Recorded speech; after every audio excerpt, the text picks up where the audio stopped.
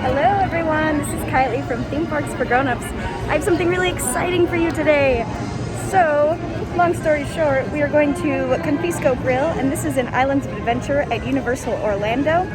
And a couple of things, I wanted to try this place out, and since I was here at Universal, I thought I might as well. I went back to my car, got my camera ready to go, and then my camera's dead. So we're going to kick this old school, and we're going to do it from an iPhone. What up? Just going to be about good food and my review and my honest take on everything, and should work just fine. So who needs fancy cameras when you can do it on your iPhone? So anyway, the content will be good enough, I hope, and yeah, we're just going to go for it. This is apparently a really good restaurant, so this is very exciting. Okay, we have been seated. It was only a half an hour wait. Put my name on the list, but actually it wasn't a half an hour, it was more like 15 minutes, and they got me right in. And here's what it looks like on the inside. They got some details up around the top, and I'm gonna go back to the entrance just so I can show you something that's really cute and fun, like some hidden Easter eggs. It's kind of simple in here, but it has that Islands of Adventure feel. And then right over here is Backwater Bar, which I really enjoy. This is a bar that I featured on my Islands of Adventures for Adults video, so if you want a review of that bar, I would head to that video, which you can find in the link above or in the description below. Otherwise, let's take a look at the menu. All right, so the current menu is digital and accessed by a QR code, so I can't necessarily show you two things at once. So what I'm going to do is insert my commentary on the menu right now, and so I will do a screen recording of the menu, and then I'll tell you what's on the menu now. So actually, before we do that, just letting you know that Confisco Grille did a big overhaul on their menu about last year, I think, or the year before, and people raved about it because before it was kind of a lukewarm restaurant that was easily ignored, but now people really like it and been giving really good reviews about it. So I'm excited to try some of their new, really revamped, interesting menu that looks really good. Like, it doesn't look like your normal theme park stuff, and it looks like there's some thought put into it, and some good chefs were brought aboard. So this is the current menu for Confisco Grille right now, and it's full of all sorts of goodies. There's a noodle bowl and chilled tuna, pad thai, ribs, brick oven roasted chicken, and penne alla vodka. You can see that it's like not your typical fare like cheeseburgers and chicken strips. It's a little more elevated, which is kind of fun. And then they have some good sandwiches. Apparently the banh mi sandwich is super good, and the Confisco BLT. And of course there's a full cocktail menu. And the cocktail menu is the same actually as the Backwater Bar because they share a bar. So you can order anything off of that menu. And then as far as appetizers go, there's kind of a mix of all sorts of things. You could get like loaded nachos, but also Thai summer rolls or hummus. The chicken soy wraps sound really good. I almost got those, but didn't. So yeah, this is the menu as of like 2021, mid 2021. It may change in the future, but this is what it is right now. So here is the Islander. This is the cocktail that I got, and it is huge. This one comes with peach schnapps and creme de banana and Malibu rum. And it looks like there's some raspberry all up in it. Well, it looks really good at least. Alrighty, let's give it a try. This is the Islander.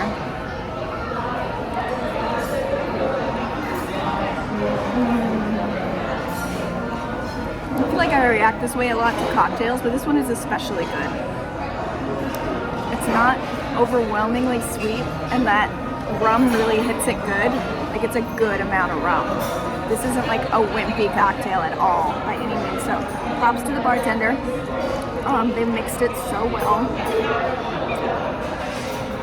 It's kind of your typical cocktail, like rum and peach, and I can taste the peach a lot. I can taste the rum.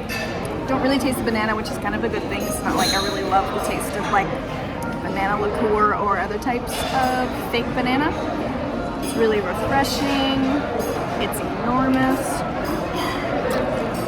It's not overly strong, which is nice, but it is, like, I can taste the alcohol a little bit, which is a good sign, because that means that they poured it well. Yeah, I always really appreciate the Universal cocktails because they're always quite they're a little more potent than other theme parks. They know their audience here. There she is. I can't tell you how good this looks in person. Like, this looks really good, really fresh. This is the lemon rosemary chicken, and then it's topped with the vegetable orzo, some spinach and tomatoes, and then the shallot vinaigrette. I can't wait to try this. This looks really, really good. Okay, we're gonna give it a try. Rosemary chicken, a little bit of spinach, some of that orzo. It's piping hot. That is really, really good. I'm not exaggerating. Like, that chicken is so well seasoned, and I can really taste the lemon in it. A hint of rosemary, but mostly the lemon, which tastes delicious. And that orzo, it's good. It's really creamy and chewy, but not too chewy. I love the vinaigrette sauce. Just a little bit of a tanginess on it. Just very light sauce. This is a great thing if it's super hot outside and you need something that's light, not too heavy on the sauces or the creams or anything like that, and it'll fill you up too, and like there's lots of good protein in it, but it's also gonna like sustain you for the rest of the day because of that protein and like the orzo that comes with it and the veggies. And so yeah, I mean, I love that there's white asparagus. Like, I've never had a white asparagus, but this is what it looks like. It tastes like an asparagus, but fancier. Yeah, no, this is really, really good. Also, I just had a bite of the sun-dried tomatoes, and this was just packed with flavor. I mean, they must, I don't know if they're infusing it with like balsamic or oil and all sorts of things, but there's so much flavor in just that one little sun-dried tomato. Like, that alone was enough flavor for the entire thing. So that was amazing. Yeah, this is really fresh. I'm really impressed by this. I haven't been to the restaurant before they had the menu overhaul, but I would totally eat here again with like my family if we needed somewhere to eat in the parks. I definitely advise it. Just wanted to show you something really cute here in the entranceway. You can see that there are a couple things from Seuss Landing. There's a fish, and up there is a couple, let's see. I can see from here. There's that cat in a hat up there. You can kind of see his hat. That's fun. And then if you zoom in, there's the Lorax.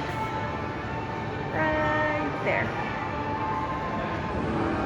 Just little Easter eggs at the entrance. That's also, where is this stairway leading to? Nowhere. I wonder if there was something there before? That's really odd. Strange. So that was our lunch at Confisco Grille. I decided to park myself over by Mythos Restaurant, which used to be the most popular restaurant, and it still kind of is. It has really high quality food as well. The menu is a little bit similar, like they have pastas and steaks and chicken and that sort of thing. American fare, as it were. And it's a little fancier. It's kind of a place you might go to if you're like looking for a nicer restaurant, or even like sort of a date night. It's not super fancy, but it is it's nicer and bigger than Confisco. It feels more like a restaurant to like celebrate something. So that restaurant's pretty cool. It's behind me, and we might do that another time. We can try that restaurant out another day and do another review, and we can kind of compare the two. But as far as Confisco goes, that restaurant was good. I really liked that chicken entree. The orzo itself was just amazing. Like, it was so flavorful. I wasn't expecting that at all. Of course, theme park entrees are always going to be a little expensive, so just come in knowing that. But if you want to eat in the park, I think Confisco is a really great option, and it might want to be one of the best at Universal, other than like going to CityWalk, which I also advise checking out, because CityWalk has a lot more options and a lot of different fare, a lot of different things to go for. And I actually wrote a review, or an article really, about the best places to eat at CityWalk, so I'll put that in the description below as well, so you can check those out and kind of compare about where you want to go as far as a restaurant. And now that we ate at Confisco, the world is our oyster. And I was gonna ride Hagrids, but it is now down for a little bit, so hopefully it'll come back up again. Otherwise, we're gonna get dessert. Okay, so I wasn't gonna go on Hagrid's because it said it was down, but I realized that on the app, I hadn't known this before, that there is a thing on there that you can say, tell me when the ride is reopened, and you'll get a notification that says the ride is up and running again, and then you can go get in line. So I put that into Hagrid's and I got a notification, so we're gonna head over and see if we can get in line. It's exciting. We're in line, we're moving towards Hogsmeade. It was 65 minutes because a lot of people were still waiting in line while the ride was down. And so about 65 minutes until we get to the front. And I'll kind of show you the queue for the ride if you haven't been on it. Getting closer, we're in Hogsmeade now. Hi Hogsmeade, here's the conductor. Good morning.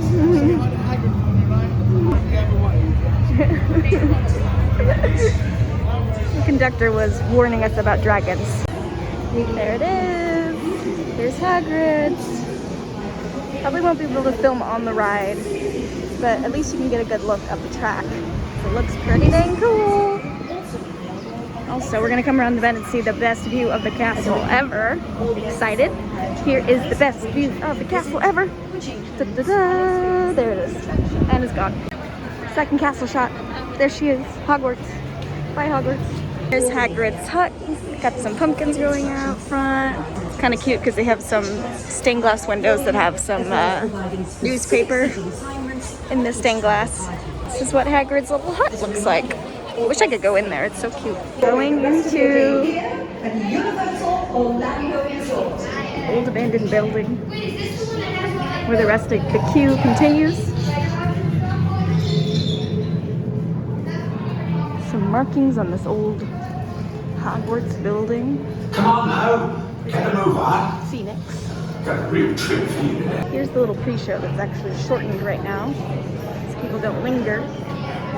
But every once in a while you can see Fang come out. He's sniffing along. The queue really is the coolest part. Well, it's not the coolest part. The ride's pretty cool. But the queue is very cool. So honestly, it makes the line go a little faster because you got lots of stuff to look at. On the side of that building right there, it said E+R. Does anyone know who they're referring to? Is it one of the people who made the ride? Maybe a Harry Potter reference? If you know the answer, sound off in the comments because I would love to know. Look, a unicorn. The last room has a lot of pictures of some creatures that you'll notice in the movies. Look for the picture of the Niffler. So the Niffler was featured in Fantastic Beasts, and it's a cute little poster. So look for that one. And the last very cool room, you can see the motorcycles are driving above you, and you can hear them. Here they come. See those shadows? Those are the motorcycles with the sidecars driving around above you. My favorite effect right here. It's very neat. I love it. It's very creative. Hey, we're back from Hagrid's. Wasn't that fun? I totally advise going on Hagrid's Motorbike Adventures, Magical Creatures Motorbike. But it has such a long name. Anyway, it's Hagrid's, and you should go on it. It's over here at Islands of Adventure. It's the best ride at Universal. It is difficult to get on, so most of the time when things are busy, like on the weekends, or really sunny days, that sort of thing, it will go to a virtual queue and you have to sign up via the app. And I advise doing that as soon as the virtual queue is open. That means as soon as you get into the parks. Okay, so that said, we are done here at Islands of Adventure. We're gonna head out and go to Voodoo Donuts and pick up a couple donuts, see what's on the menu, if there's anything special, or if I'm just gonna get my regular. And then we're gonna just keep heading out. So let's go look at Voodoo while we're here. Here we go into Voodoo Donuts. It's a tiny bit of a line, but it shouldn't be that bad. You can also do mobile order for Voodoo right now. We're gonna wait in line, I think. Or maybe I'll do Voodoo. I might do mobile order. This actually looks really long. Okay, so that line was crazy long, so I'm gonna try this mobile order and see how well it does. I've heard some mixed reviews about mobile order and whether it works. Well, it's gonna work, but how long it takes. Some people are like, oh, it took me like an hour just waiting for my donuts. But I only ordered 2, so maybe it'll be not that long. Hey, that didn't take too long. It took me about 15 minutes, and which is probably much shorter than the line itself. So yeah, it worked out for me today. So let's go get some donuts. Just wanted to show you the donut before we head out. This is the dirt donut, and so it comes topped with vanilla icing and then loads of Oreos. It's so big. This is one of my favorites, and the other one I like is the triple chocolate, which comes topped with Cocoa Pebbles. But this one is super good too. I also got a regular maple bar. The great thing about these donuts is that they're hefty. So like the cake donuts are really, really fresh and big and thick. Or this is a yeast donut, sorry. The yeast donuts are really big and fresh and thick, and then the cake donuts are denser and smaller. So it just depends on what you like. But I love the ones topped with cereal. This is my favorite right here. Heck yeah, so fresh, so good. Alrighty, that was our fun-filled day in Universal Orlando. It's a little spontaneous. I went in just thinking, okay, well, I'm just gonna hang out in a Universal, and then I was like, maybe I'll just eat at Confisco. I wanted to talk about Hagrid's for a second, and how lucky it was that I got into the line today without having a virtual queue. So sometimes when the park's not quite as busy, they will not do a virtual queue and you don't have to sign up. You just wait in line like every other ride. Most of the time it's gonna be a virtual line, but today got really lucky. So there's that. But if you are encountering a day that there will be a virtual line, which is pretty much every day, you will need to sign up and get into the virtual line via the app. Super busy days, you're gonna wanna get there a little bit early, be inside the park at 9 because you have to be inside the park in order to get yourself in a virtual line, and then sign up right when the park opens. It's not quite as hard as Rise of the Resistance at Hollywood Studios. That's a really hard virtual queue to get into. So it's a little bit easier than that. I've ridden Hagrid several times, and I've only ridden Rise of the Resistance like once, and that was lucky, felt lucky at least. So yes, sign up when the park opens. Otherwise, they start releasing more places in line throughout the day. So they'll release more spaces at 11 a.m., at 2 p.m., and at 4 p.m. I've heard that they started releasing more at 6 p.m. now that the hours are extended. So if you have not lucked out with any of those times, try again at 6 p.m. and see if it opens. Unclear. So give that a try. If you have any more tips about Hagrid's, pop them below. Otherwise, I totally advise going on that one.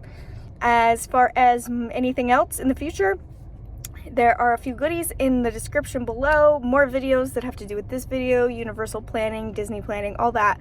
But also I have a few freebies. I have my guide to saving money at Disney World, and you can sign up for that below. Sign up for my newsletter, and then you get that in return for free. And then also I teach people how to turn their love for Disney or Universal into a career, and I train people how to become a travel agent and make commission from home selling magical vacations. So if you're interested in that, there is some information about that in the description below, and also a short video describing that process too, if you are more of a video watcher since you're here on YouTube. Okay, that's it for today. I hope you join me next time. Feel free to subscribe and have a great day. See you at the parks.